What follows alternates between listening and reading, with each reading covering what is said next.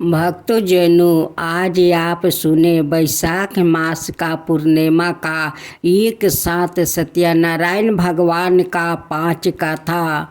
सत्यनारायण भगवान की जय हो। सत्यनारायण भगवान की जय हो।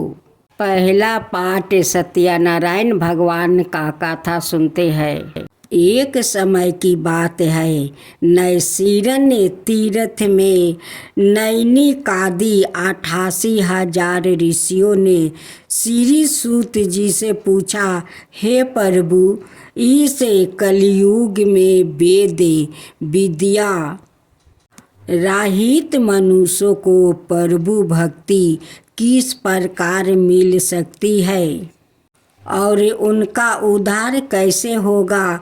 हे मुनि श्रेष्ठ, कोई ऐसा तप बताइए जिसे थोड़ा समय में ही पुण्य मिले और मनोवांछित फल भी मिल जाए। इस प्रकार की कथा सुनने की हम इच्छा रखते हैं। सबर शास्त्रों के गाता सूत जी बोले, हे विष्णुवो पूज्या, आप सभी ने प्राणियों के हित की बात पूछी है, इसलिए मैं एक ऐसा श्रेष्ठ व्रत को आप लोगों को बताऊंगा जिसे नारद जी ने लक्ष्मी नारायण जी से पूछा था और लक्ष्मीपति ने मुनि श्रेष्ठ नारद जी से कहा था। आप सब इसे ध्यान से सुनिए। एक समय की बात है, योगी राज नारद जी दूसरों के हित की इच्छा लिए अनेकों लोकों में घूमते हुए मृत्युक लोक में आ पहुंचा। यहाँ उन्होंने उनके योनियों में जन्मे पराये सभी मनुष्यों को अपने कर्मों द्वारा अनेकों दुखों से पीड़ित देखा। उनका दुख देख नारद जी सोचने लगे कि कैसे यत्न किया जाए जिसके करने से निश्चित रूप से मानव के दुखों का अंत हो जाए। इसी विचार पर मनन करते हुए वो विष्णु लोक में गए। वहाँ वो देवों के ईश्वर भगवान नारायण की स्तुति करने लगे, जिनके हाथों में शंख चक्र गदा और परदुम थे, गले में वरमाला पहने हुए थे। स्तुति करते हुए नारद जी बोले, हे भगवान, आप अत्यंत शक्ति से संपन्न है। मन और वाणी भी आपको नहीं पा सकती है। आपका आदि मध्यम और अंत नहीं है। निर्गुण स्वरूप दृष्टि के कारण भक्तों के दुखों को दूर करने वाले आपको मेरा नमस्कार है। नारद जी की स्तुति सुनकर विष्णु भगवान बोले, हे मुनि श्रेष्ठ, आपके मन में क्या बात है? आप किस काम के लिए पधारे हैं? उसे निसंकोच होकर कहिए। इस पर नारद मुनि बोले कि मृत्यु लोक में अनेक योनियों में जन्मे मनुष्य अपने कर्मों के द्वारा अनेकों दुख से दुखी हो रहे हैं। हे नाथ, आप मुझ पर दया रखते हैं तो बताइए कि वो मनुष्य थोड़े प्रयास से ही अपने दुखों से कैसे छुटकारा पा सकते हैं। श्री हरि बोले, हे नारद, मनुष्यों की भलाई के लिए तुमने बहुत अच्छी बात पूछी है। जिसके करने से मनुष्य मोह से छूट जाता है उसे सुनो। स्वर्ग लोक वो मृत्युक लोक के दोनों में एक दुर्भा उत्तम व्रत है जो पुण्य देने वाला है। आज प्रेम बस होकर मैं उसे तुमसे कहता हूँ, सत्यनारायण भगवान का यह व्रत अच्छी तरह विधान पूर्वक करके मनुष्य तुरंत ही यहाँ सुख भोग कर मरने पर मोक्ष पाता है। श्री हरि के वचन सुन नारद जी बोले कि उस व्रत का फल क्या है और उसका विधान क्या है, यह व्रत किसने किया था, इस व्रत को किस दिन करना चाहिए, सभी कुछ विस्तार से बताइए। नारद की बात सुनकर श्री हरि बोले, दुख व शोक को दूर करने वाला यह व्रत सभी स्थानों पर विजय दिलाने वाला है। मानव को भक्ति और श्रद्धा के साथ शाम को सत्यनारायण की पूजा धर्म परायण होकर ब्राह्मणों बंधुओं के साथ करनी चाहिए।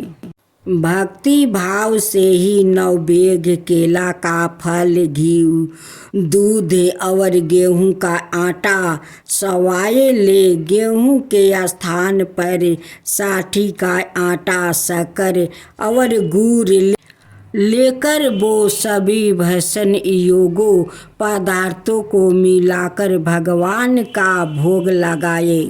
ब्राह्मणों सहित बंधु बंधुओं को भी भोजन कराए। उसके बाद सवाए भोजन करे। भजन कीर्तन के साथ भगवान की भक्ति में लीन हो जाए। इस तरह से सत्यनारायण भगवान का यह व्रत करने पर मनुष्यों की सारी इच्छाएं निश्चित रूप से पूरी होती है। इस काली काल अर्थात कलयुग में मृत्युक लोक में मोक्ष का यही एक सरल उपाय बताया गया है। कथा का प्रथम अध्याय संपूर्ण समाप्त हुआ। श्री मन नारायण नारायण नारायण, भज मन नारायण नारायण नारायण। श्री सत्यनारायण भगवान की जय। सत्यनारायण भगवान का दूसरा पाठ। सत्यनारायण भगवान की जय हो। सत्यनारायण भगवान की जय हो। सूत जी बोले, हे ऋषियों, जिसने पहले समय में इस व्रत को किया था उसका इतिहास कहता हूँ, ध्यान से सुनो। सुंदर काशीपुरी नगरी में एक अत्यंत निर्धन ब्राह्मण रहता था। भूख पियास से परेशान वो धरती पर घूमता रहता था। ब्राह्मण से प्रेम करने वाले भगवान ने एक दिन ब्राह्मण का भेष धारण कर उसके पास जाकर पूछा, हे वीर पे, नित दुखी होकर तुम पृथ्वी पर क्यों घूमते हो? दीन ब्राह्मण बोला, मैं निर्धन ब्राह्मण हूँ, भिक्षा के लिए धरती पर घूमता हूँ। हे भगवान, यदि आप इसका कोई उपाय जानते हो तो बताइए। वृद्ध ब्राह्मण कहता है कि सत्यनारायण भगवान मनोवांछित फल देने वाले हैं, इसलिए तुम उनका पूजन करो। इसे करने से मनुष्य सभी दुखों से मुक्ति हो जाता है। वृद्ध ब्राह्मण बन करे आए सत्यनारायण भगवान उस निर्धन ब्राह्मण को व्रत का सारा विधान बताकर अंतर्ध्यान हो गए। ब्राह्मण मन ही मन सोचने लगा कि जिस व्रत को वृद्ध ब्राह्मण करने को कह गया है, मैं उसे जरूर करूँगा। यदि निश्चय करने के बाद उसे रात में नींद नहीं आई। वो सवेरे उठकर सत्यनारायण भगवान के व्रत का निश्चय कर भिक्षा के लिए चल गया। उस दिन निर्धन ब्राह्मण को भिक्षा में बहुत धन मिला, जिससे उसके बंधुओं के साथ मिलकर श्री सत्यनारायण भगवान का व्रत संपन्न किया। भगवान सत्यनारायण का व्रत संपन्न करने के बाद वो निर्धन ब्राह्मण सभी दुखों से छूट गया और अनेकों प्रकार की संपत्तियों से युक्त हो गया। उसी समय से यह ब्राह्मण हर माह इस व्रत को करने लगा। इस तरह से सत्यनारायण भगवान के व्रत को जो मनुष्य करेगा वो सभी प्रकार के पापों से छूटकर मोक्ष को प्राप्ति होगा। जो मनुष्य इस व्रत को करेगा वो भी सभी दुखों से मुक्ति हो जाएगा। सूत जी बोले कि इस तरह से नारद जी से नारायण जी का कहा हुआ श्री सत्यनारायण व्रत को मैंने तुमसे कहा।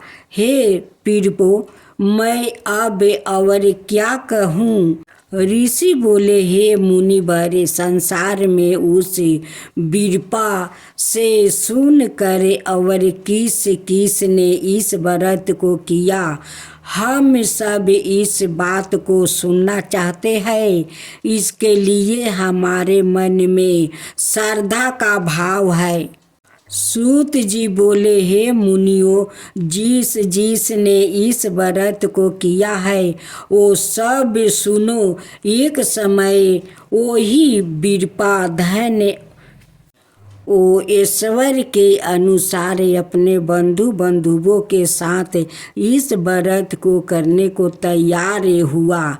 उसी समय एक लकड़ी बेचने वाला बूढ़ा आदमी आया और लकड़ियाँ बाहर रख कर अंदर ब्राह्मण के घर में गया। प्यास से दुखी ओ लकड़हारा उनको व्रत करते देख बिरपा को नमस्कार कर पूछने लगा कि आप यह क्यों कर रहे हैं और इसे करने से क्या फल मिलेगा, कृपया मुझे भी बताइए। ब्राह्मण ने कहा कि सब मनोकामनाओं को पूरा करने वाला यह सत्यनारायण भगवान का व्रत है। इनकी कृपा से ही मेरा घर में धन धनाए आदि की वृद्धि हुई है। बिरपा से सत्यनारायण व्रत के बारे में जानकर लकड़हारा बहुत प्रसन्न हुआ। चनामृत लेकर वो प्रसाद खाने के बाद वो अपने घर गया। लकड़हारा ने अपने मन में संकल्प किया कि आज लकड़ी बेचने से जो धन मिलेगा उसी से सत्यनारायण भगवान का उत्तम व्रत करूँगा। मन में इस विचार को ले बूढ़ा आदमी सिर पर लकड़ियाँ राख उस नगर में बेचने गया जहाँ धनी लोग ज़्यादा रहते थे। उस नगर में उस आदमी लकड़ियों का दाम पहले से 4 गुना अधिक मिलता है। बूढ़ा प्रसन्नता के साथ दाम लेकर केले, शक्कर, घी, दूध, दही और गेहूं का आटा ले और सत्यनारायण भगवान के व्रत की अन्याय सामग्रियों लेकर अपने घर गया। वहां से उसने अपने बंधुओं को बुलाकर विधि विधान से सत्यनारायण भगवान का पूजा और व्रत किया।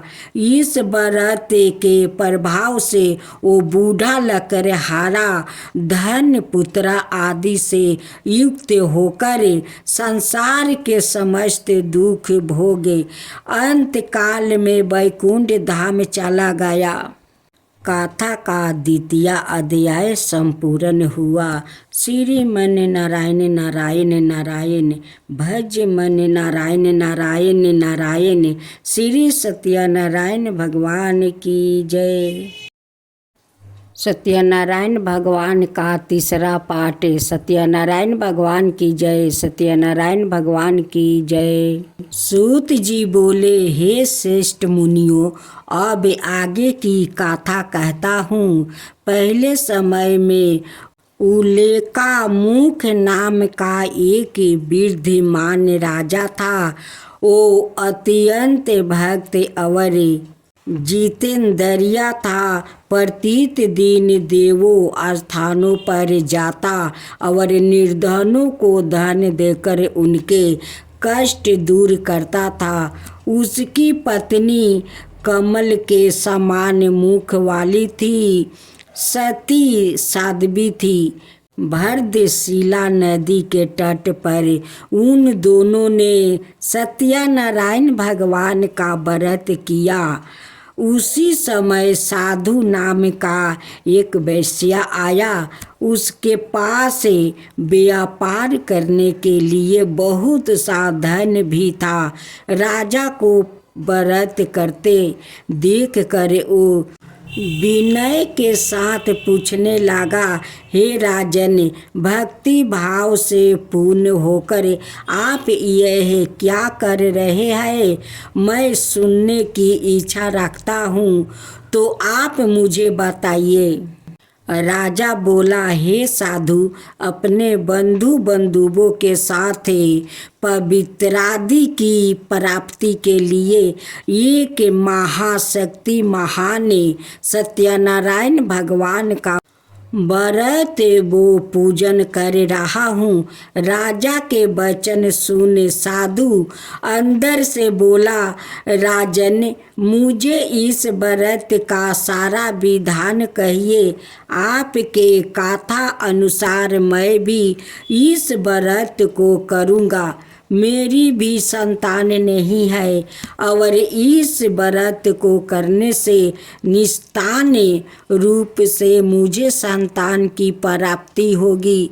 राजा से व्रत का सारा विधान सुने व्यापार ने निमृत होकर वो अपने घर गया। साधु वैश्या ने अपनी पत्नी को संतान देने वाले इस व्रत का वर्णन कह सुनाया और कहा कि जब मेरी संतान होगी तब मैं इस व्रत का करूँगा। साधु ने इस तरह के वचन अपनी पत्नी लीलावती से कहे। एक दिन लीलावती पति के साथ आनंदित हो सांसारिक धर्म में परिवीत होकर सत्यनारायण भगवान की कृपा से गर्भवती हो गई। 10वें महीने में उसके गर्भ से एक सुंदर कन्या ने जन्म लिया।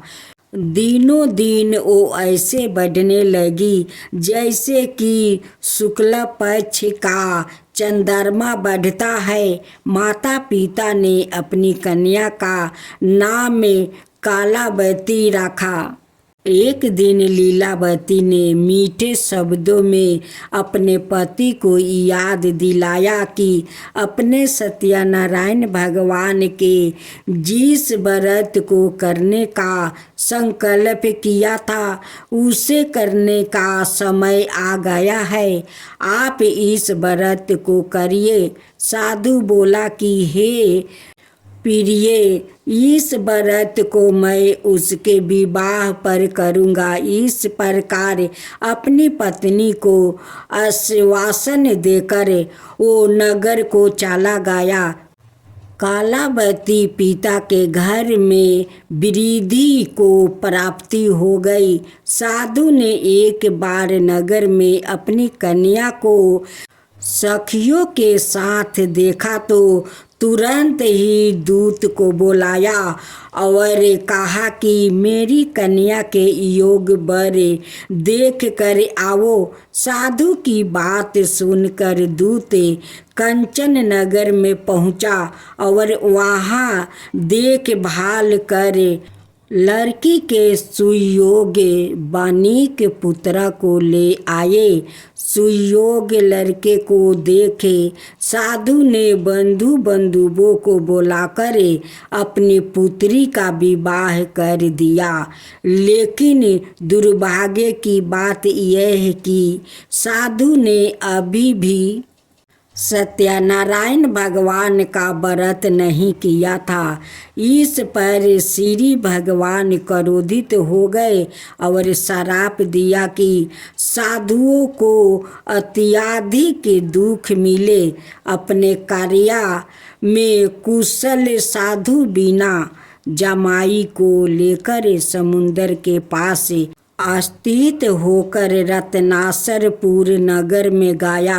वहाँ जाकर दामाद ससुर दोनों मिलकर चंद्रकेतु राजा के नगर में व्यापार करने लगे। एक दिन भगवान सत्यनारायण की माया से एक चोर राजा का धन चुरा कर भाग रहा था।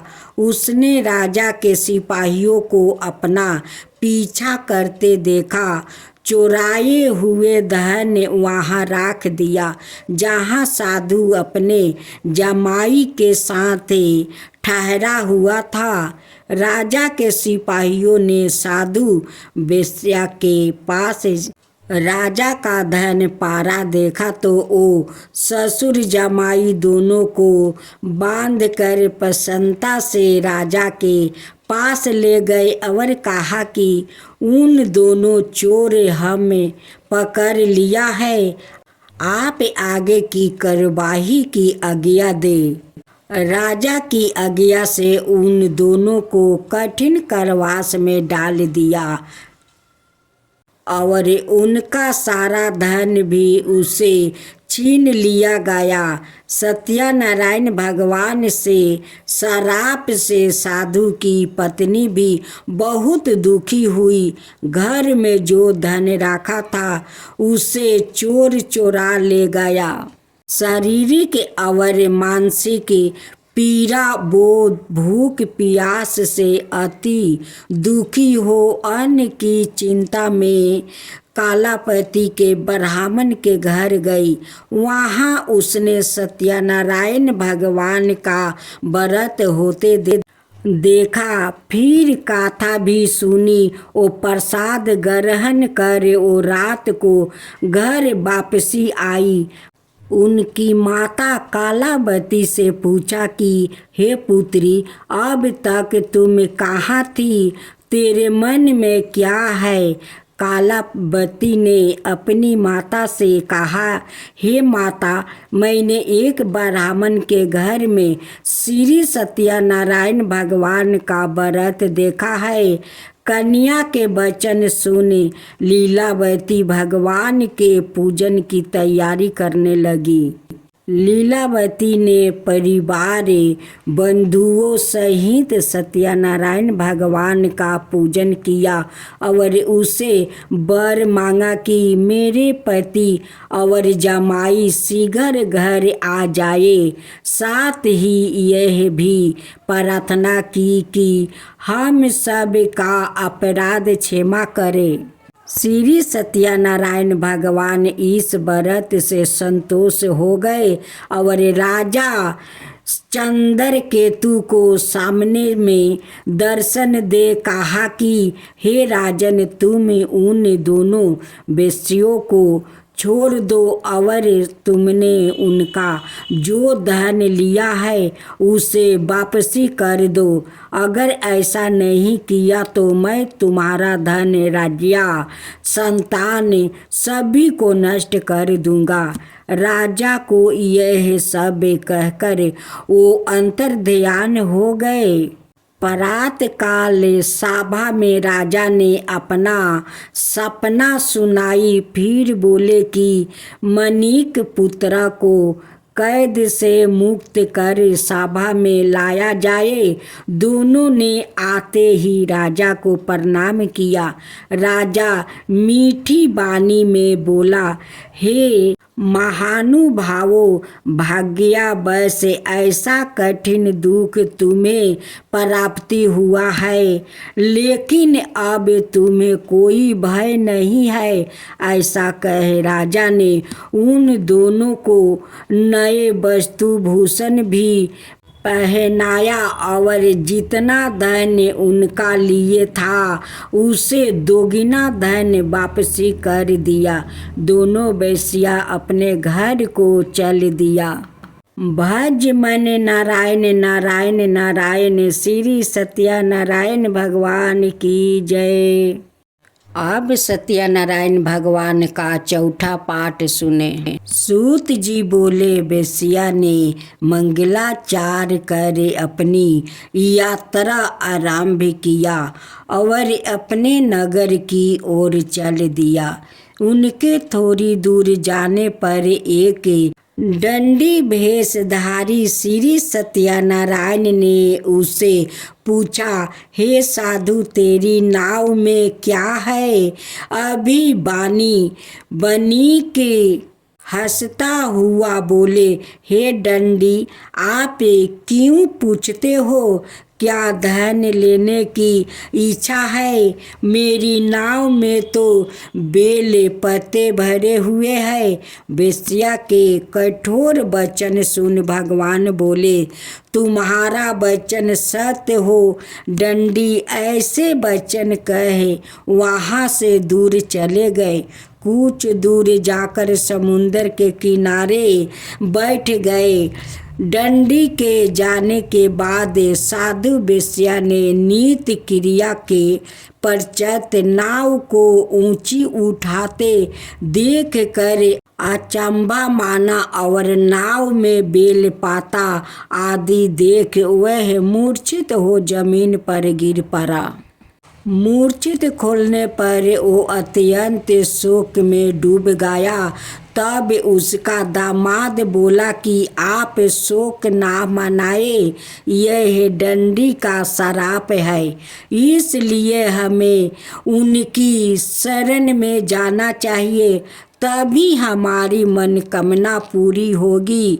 दामाद की बात सुनकर वो दंडी के पास पहुंचा और अत्यंत भक्ति भाव से नमस्कार करके बोला, मैंने आपसे जो असत्य वचन कहे थे उनके लिए मुझे क्षमा दे। ऐसे कहकर वो महान शोकातुर हो रोने लगा। तब दंडी भगवान बोले, हे मणिक पुत्रा, मेरी आज्ञा से बार बार तुम्हें दुख प्राप्ति हुआ है। तू मेरी पूजा से विमुख हुआ। साधु बोला, हे भगवान, आपकी माया से ब्राह्मण आदि देवता भी आपके रूप को नहीं जानते, तब मैं अज्ञानी कैसे जान सकता हूँ? आप प्रसन्न हुए, अब मैं समर्था के अनुसार आपकी पूजा करूँगा। मेरी रक्षा करो और पहले के समान नौका में धन भर दो। साधु वेश्या के भक्ति पूर्वक वचन सुनकर भगवान प्रसन्न हो गए और उसकी इच्छा अनुसार वरदान देकर अंतर्ध्यान हो गए। ससुर जमाई जब नाव पर आए तो नाव धन से भरी हुई थी। फिर वही अपने अन्यायी साथियों के साथ सत्यनारायण भगवान का पूजन कर अपने नगर को चल दिया। जब नगर के नजदीक पहुँचे तो दूत को घर पर खबर करने के लिए भेज दिया। दूत साधु की पत्नी को प्रणाम कर कहता है कि मालिक अपने दामाद सहित नगर के निकट आ गए हैं। दूत की बात सुनकर साधु की पत्नी लीलावती ने बड़े हर्ष के साथ सत्यनारायण भगवान का पूजन कर अपनी पुत्री कालावती से कहा कि मैं अपने पति के दर्शन को जाती हूँ, तू कार्य पूरा कर शीघ्र आ जा। माता के ऐसा वचन सुनकर कालावती जल्दी से प्रसाद छोड़े अपने पति के पास चली आई। प्रसाद के उल्लंघन के कारण श्री सत्यनारायण भगवान रूठ हो गए और नाव सहित उसके पति को पानी में डुबो दिया। कालावती अपने पति को वहां ना पाकर रोती हुई जमीन पर गिर गई।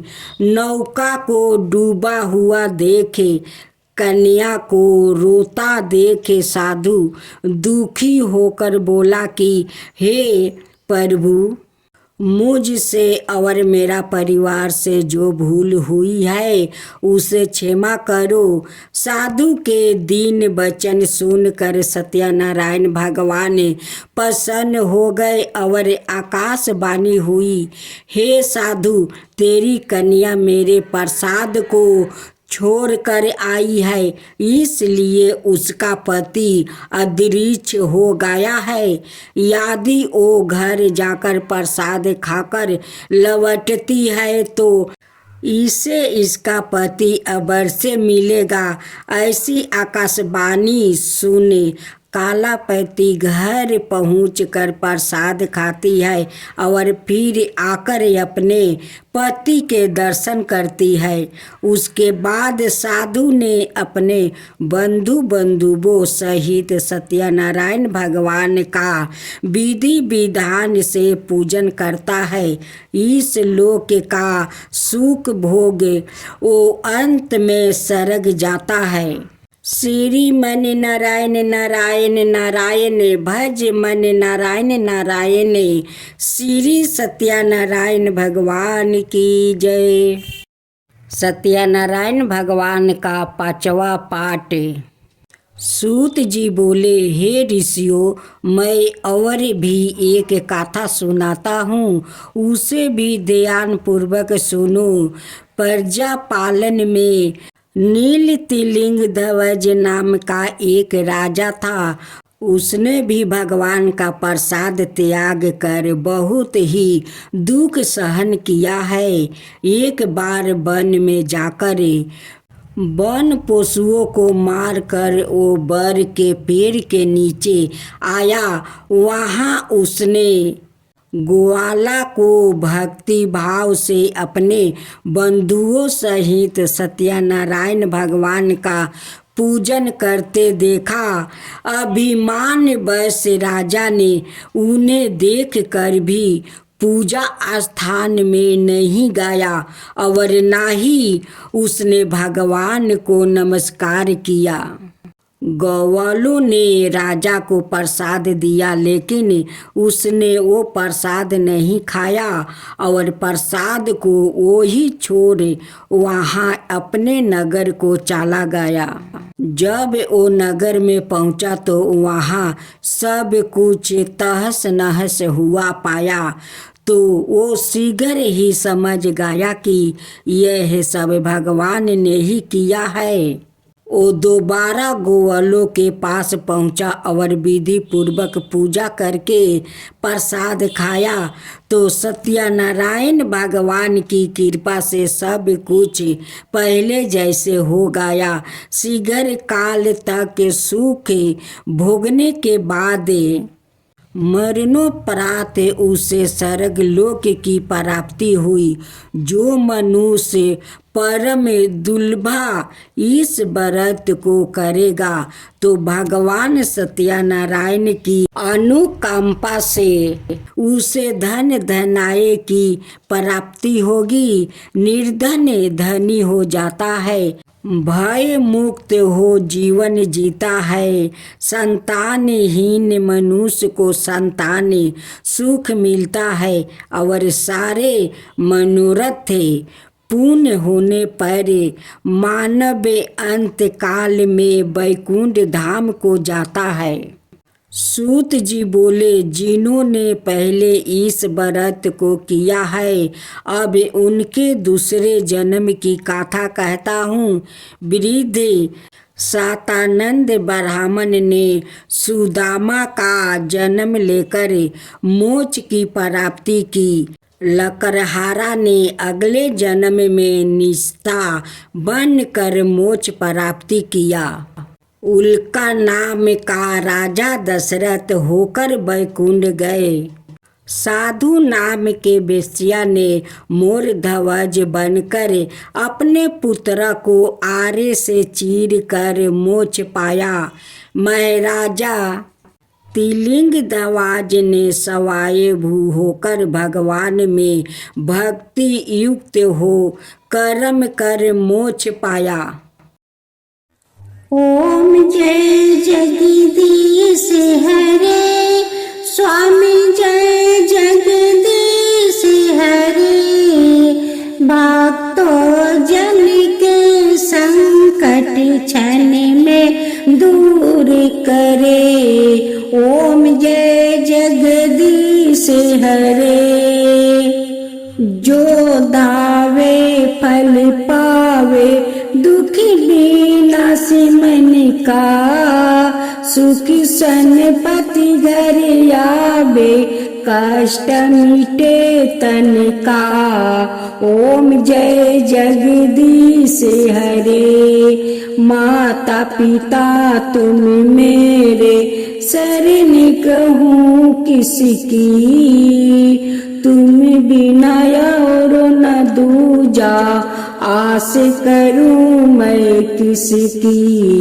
ओम जय जगदीश हरे। तुम पुराण परमात्मा, तुम ही अंतर्यामी।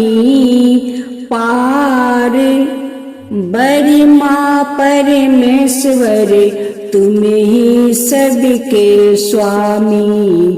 ओम जय जगदीश हरे। तुम करुणा के सागर, तुम पालन करता। मैं सेवक तुम स्वामी, कृपा करो भक्तों। ओम जय जगदीश हरे। तुम हो एक अगोचर, सबके प्राणपति। किसी विधि मिलु दयामा, तुमको मैं कुमती। ओम जय जगदीश हरे। दिल बंधु दुख हरता, तुम ही रक्षक मेरे। अपना हाथ उठाओ द्वार पर तेरे। ओम जय जगदीश हरे। विषय विकार मिटाओ, पाप हरो देवा। श्रद्धा भक्ति बढ़ाओ, संतन की सेवा। ओम जय जगदीश हरे। श्री जगदीश जी के आरती, जो कोई नर गावे। कहत शिवानंद स्वामी, सुखी संपत्ति पावे। ओम जय जगदीश हरे। स्वामी जय जगदीश हरे।